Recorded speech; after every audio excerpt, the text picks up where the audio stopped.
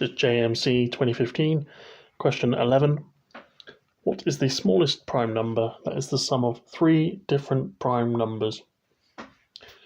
Note the answer should be a prime number, so we need to remove anything that isn't, and we can see 15 is not a prime number. Next I'll start with the three smallest prime numbers, 2, 3 and 5. Note the number 1 is not a prime number, as a prime number is defined as a number which is divisible by 1 and itself, and 1 is just not considered part of that list. You'll notice that if you do even plus odd, as these three numbers are, you're always going to get an even solution, and none of our solutions are even. So we can immediately rule out 2 as an option. The next smallest will come from 357, which gives us 15, and that gives us a trap answer there, which we could very, very easily got if we didn't rule out the fact that we need a prime number as the solution. Can we make 17?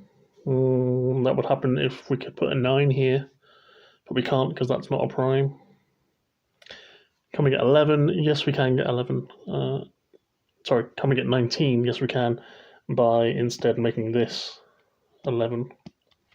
And that's going to be the smallest that we can get. So 19 is the solution.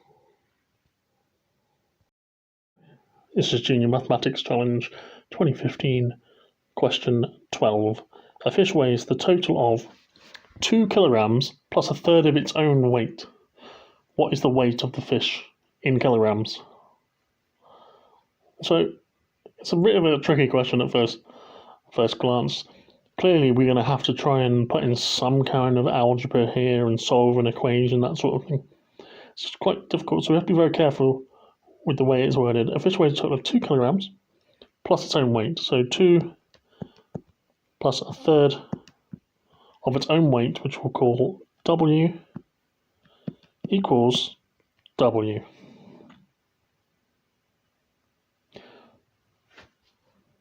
Yeah.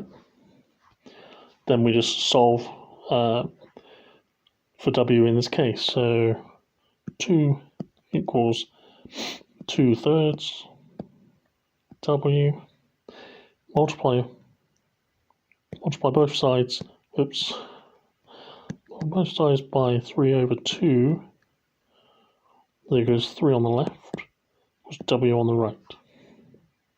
Why? Just to show 2/3 times 3/2 gives us 1, 1, 1. And that's that. Hello, this is JMC2015, question 13. In the figure shown, each line joining two numbers is to be labelled with the sum of the two numbers that are at its endpoints. How many of these labels are multiples of 3?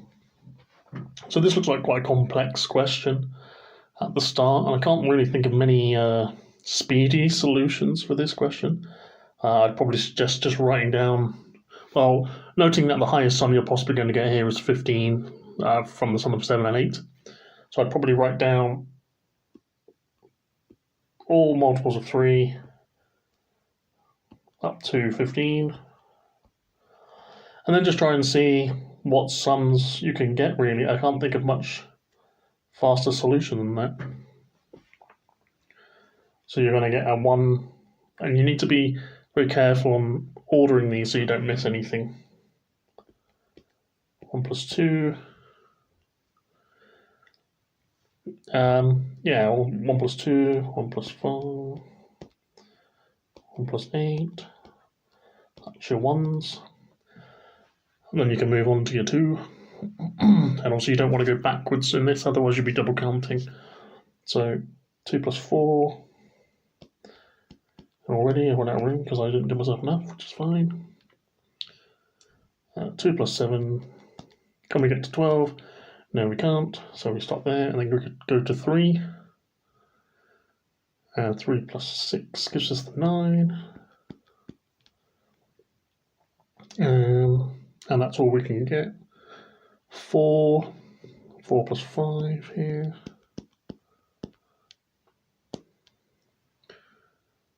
And 4 plus 8 here. Then we go to 5, 5 plus 7, then we go to 6. We can't do anything with 6. Go to 7, we've got the one more, 7 plus 8. And then we just count the numbers that we have here. And we notice there is a pattern. 1 there, 2, 4, 2, and 1. The sum of these numbers, 3, 3, 4, 10, so it's A. This is Junior Mathematics Challenge 2015, question 14, and it reads as, digits on a calculator are represented by a number of horizontal and vertical illuminated bars. The digits and the bars which represent them are shown in the diagram. How many digits are both prime and represented by a prime number of illuminated bars? Let me see. The options there are 0, 1, 2, 3, and 4, so not many. First thing I would do is remove anything that isn't prime. Get rid of the 1, get rid of the 4, get rid of the 6, get rid of the 8, get rid of the 9. So there you can see the answers are at most 4. And then really we just need to work through each one. We can see there's 1, 2, 3, 4, 5 in the 2, so that is good. The 3, there's 1, 2, 3, 4, 5, good. 5, there's 1, 2, 3, 4, 5, good. 7, there's 1, 2, 3, which is also good. Therefore, all 4 are good, and the answer is 4. This is Junior Mathematics Challenge 2015, question 15, and it reads as follows. Which of the following is divisible by all of the integers from 1 to 10 inclusive? Inclusive here meaning including the 1 and the 10, as well as 2, 3, 4, 5, 6, 7, 8, and 9. The opposite would be exclusive, which would exclude the 1 and the 10. Now, if something is divisible by 10, it's going to end in a 0, so that immediately rules out A, D, and E. I hope you can see that.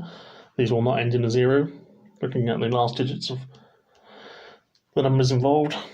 And then secondly, looking at the numbers here, I'm tending more towards C than I am B, simply because I can see there's a factor of 17 for that 34, and I don't like that. So I'm going to go with the C. I guess that's probably what it'll be. And then just write it as product of prime factors.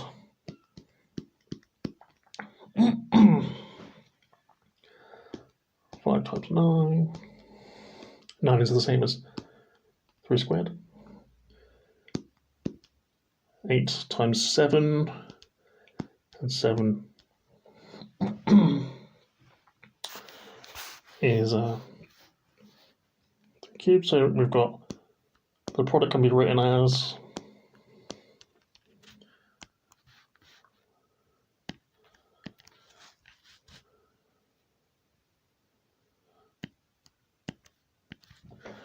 so from this you can hopefully see that 1 is everything is divisible by 1 here. 2, there's at least 1 2. 3, there's at least 1 3. 4, there's a 2 to the 2 in there. 5, there's a 5. There's a 1 2 and a 1 3, making it divisible by 6. There's a 7, making it divisible by 7. There's 2 to the 3, making it divisible by 8, and there's 3 squared, making it divisible by 9, and there's a 2 and a 5, making it divisible by 10. Therefore, the answer is C. And my suspicion was correct.